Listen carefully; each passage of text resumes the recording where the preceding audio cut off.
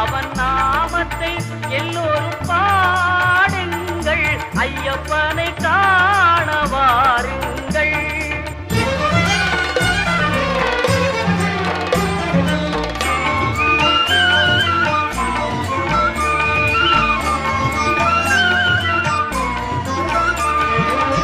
தயவும் கருணையும் கொண்டவன் ஐயப்பன், தயவும் கருணையும் கொண்டவன் ஐயப்பன், அபயம் தந்திடும் ஆண்டவன் ஐயப்பன், அபயம் தந்திடும் ஆண்டவன் ஐயப்பன்.